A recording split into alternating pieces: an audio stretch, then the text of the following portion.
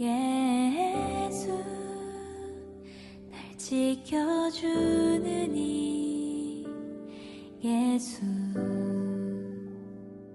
날 용서하는 이 예수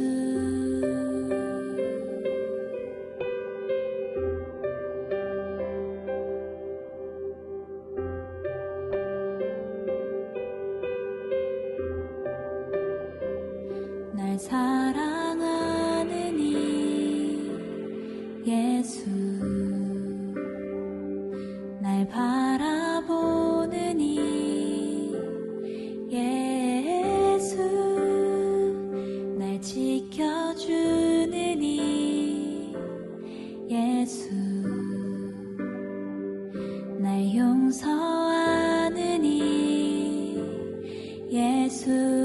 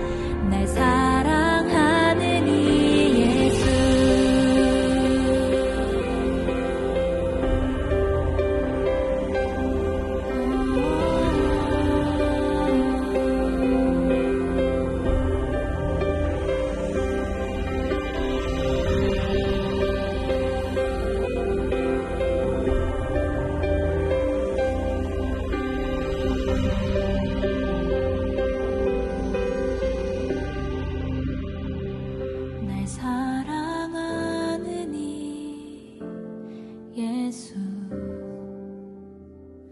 날 바라보는 이 예수 날 지켜주는 이 예수 날 용서하는 이 예수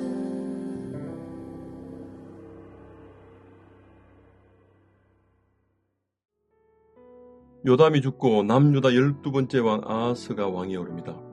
20세에 등극하여 16년 동안 통치하지만 남유다 왕국 역사 가운데 그 어떤 왕들보다 악한 길을 걷습니다. 아하스의 등장으로 유다는 우상이 만연한 사회가 됩니다. 이제 공식적으로 우상 숭배가 승인됩니다. 아하스는 선왕들의 좋은 모습을 철저히 외면하고 악한 구습을 쫓아간 자였습니다. 2절 후반부터 4절까지 매우 길게 아하스에 대한 부정적인 평가가 기술됩니다. 이는 아하스 제약상의 여학본이라 할 수 있습니다. 그는 다윗과 같이 않았고 하나님 보시기에 정직하지 않았을 뿐만 아니라 오히려 심판받을 준비를 완벽하게 구비하고 있는 현재 북이스라엘의 여러 왕들을 닮아가고 있는 그 길을 따라간 자였다고 합니다. 이신적인 행위들이 얼마나 많았으면 4절에서 또 산당들과 작은 바위와 모든 푸른 나무 아래에서 제사를 드리며 분향하였다고 기록합니다. 심지어 이방 사람들의 가증한 일, 암몬족 속의 몰록 제사처럼 인신 제사도 서슴지 않은 자였습니다. 이스라엘의 여러 왕의 길로 갔다는 것과 여호와께서 쫓아내신 이방 사람들의 가증한 일을 따라 자기 아들을 불 가운데 지나겠다는 것은 그동안 유다 왕들의 평가에서도 한 번도 볼 수 없었던 내용입니다. 이는 아하스가 하나님의 백성이 아니라 철저하게 변질되어 이방화되고 믿음의 조상들이 그렇게 경계했던 가나안화 되어간 것입니다. 당시 아하스를 둘러싼 국제 정세도 녹록지 않았습니다. 당시 공포심을 잘 낼 정도로 잔인했던 아수르가 서쪽으로 점점점 세력을 확장하고 있었고 아람의 러신과 북이스라엘의 베가가 어떻게 해서라도 이를 전제하기 위해 동맹 관계를 맺습니다. 유다도 동맹 제안을 받기도 했습니다. 아하스는 계속되는 러신과 북이스라엘 배가로부터 압박과 위협을 막고자 아시리아와 종주 관계를 맺습니다. 사신을 통해 아수르 왕에게 굴종적인 서신을 보냅니다. 7절입니다. 아하스가 아수르 왕 디글라빌레셋에게 사자를 보내어 이르되 나는 왕의 신복이요 왕의 아들이라. 이제 아람 왕과 이스라엘 왕이 나를 치니 청하건대 올라와 그 손으로 나를 구원하소서. 하나님께 구해야 할 내용을 인간 왕에게 올리고 있습니다. 그리고 성전과 왕궁에 있는 은금을 아수르 왕에게 갖다 바쳤습니다. 이는 새로운 주인을 위해 옛 주인이셨던 하나님과의 언약을 깨고 하나님을 팔아 넘기는 행위였습니다. 구원자 하나님 아버지에서 구원자 아버지 디글라빌레셋으로 일방적으로 바꾸는 어처구니 없는 범죄를 저지른 것입니다. 하나님의 언약을 철저하게 배신하는 용납될 수 없는 행위였습니다. 아수르 왕 입장에서는 안 그래도 서쪽으로 세력을 넓혀 가려는 참이었는데 마침 잘된 일이었죠. 아수르는 막강한 힘으로 이 일을 신속히 처리합니다. 9절을 보면 다메섹을 쳐서 점령하고 그 백성을 포로로 잡고 러신을 죽입니다. 이제 본문 15장 30절을 보시면 이때 베가도 죽습니다. 이 일이 계기가 되어 시리아, 두로, 이스라엘, 블레셋 등 반아수르 동맹이 와해되고 많은 나라들이 디글라빌레셋 아수르에 종속됩니다. 10절 이후 나머지 부분은 다메섹의 우산재단의 모든 구조와 제도와 양식을 수입하여 하나님 성전 재단을 이방의 것으로 리모델링하게 됩니다. 다메섹 재단으로 리모델링하는 아하스는 마치 나답과 아비우가 다른 불을 사용하여 그 죄로 인하여 죽음을 면치 못했던 것처럼 하나님의 진노를 불러일으켰고 유다의 심판도 재촉됩니다. 아침과 저녁에 다 같이 번제 드리는 것도 싹 바꾸어 아침에는 번제를, 저녁에는 소제를 드리는 새로운 방식으로 제사를 하게 됩니다. 이러한 모든 일은 아하스의 불신앙으로 출발한 일이지만 아수르와 맺은 종주 관계의 영향이 크게 작용하고 있는지도 모릅니다. 고대 근동의 전쟁은 신들의 전쟁이었습니다. 당시 다메섹은 아수르에 패하여 이미 피지배국으로 종속되었습니다. 때문에 다메섹 재단 역시 아수르 신에게 바쳐진 상태였습니다. 이런 상태에서 아하스가 재단을 모방한다는 것은 아하스 왕뿐만 아니라 유다도 아수르 신에게 종속되어 섬기겠다는 뜻이기도 합니다. 아하스는 정치적으로나 종교적으로 완전히 망가졌습니다.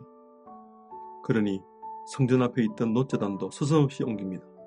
새로 만든 재단 북쪽에 놋것을 옮겨두고 더 이상 사용하지 않습니다.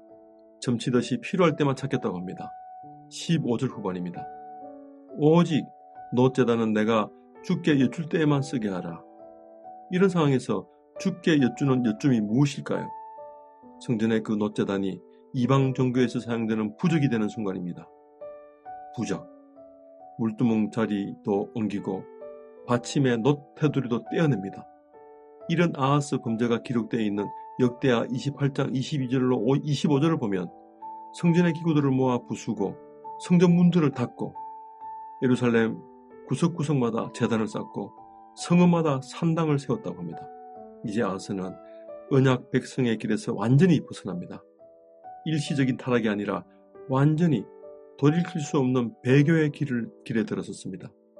남유다 왕이 북이스라엘 배교의 원흉인 느밧의 아들 여로보암의 길을 따라갔고 이방 종교의 제단을 거룩한 성전에 드린 것입니다. 정치적인 굴복이고 신앙적인 굴종입니다. 우리도 지금 유다와 아하스를 둘러싸고 있는 것처럼 복잡한 정치, 경제, 종교 이 사회 구조 속에서 살아가고 있습니다. 불확실성이 그 여느 때보다도 심화되어 가고 있고 우울감이 쉽게 해소되지 않는 시대를 살아갑니다. 우울하다 할 때 그 울자, 한자, 답답하다, 답답할 울, 막힐 울, 울창할 울자입니다. 이 울자 한자의 획수가 너무 많다 보니 이 한자를 보는 것만으로도 답답해집니다. 우울합니다. 우리가 발붙여 살아가는 이 땅의 삶이 정말 고단하고 답답합니다. 요즘 열왕기하 묵상하시면서 특히 오늘 아하스 이야기를 듣는 것만으로도 답답하지 않으셨습니까? 하나님의 백성이 그것도 유다 왕조에서 이런 왕이 나올 수 있었을까 할 정도로 망가진 아하스의 문제는 신앙 정체성에 관한 문제이고 일상화된 불안과 극심한 경쟁사에서 나타날 수 있는 문제이기도 합니다. 하지만 제일 중요한 건 신앙 정체성의 문제입니다. 언약 백성으로서 우리가 속한 공동체 구성으로서 말씀 앞에서 우리가 누구인지 묵상하시면서 우리들 자신을 다시 한 번 더 돌아보는 복된 시간 되기를 기도합니다. 우리 자신이 들어야 할 경고의 말씀이 있다면 기꺼이 듣고 감사와 또 들어야 할 찬양이 있다면 기쁨으로 올려드리는 오늘 묵상이 되시길 기도합니다. 우리도 아하스처럼 이렇게 망가질 가능성이 있다는 전제를 늘 하시면서 일상화된 불안과 끝없는 이 경쟁사회 속에서 살아가지만 하나님 앞에서 우리 자신이 누구인지 말씀 앞에 바르게 반응하는 복된 하루 되시길 소망합니다. 기도하겠습니다. 하나님, 유다왕 아하스 이야기를 통해 우리 자신의 신앙 정체성을 다시 한번 확인하고 든든히 세워가는 것이 얼마나 소중한지 생각을 하게 됩니다. 개인 묵상을 통해 또 공동체적인 나눔을 통해 오늘도 예수 안에서 든든히 서가는 복된 하루 되게 하여 주시옵소서. 감사드리며 예수님의 이름으로 기도드립니다. 아멘.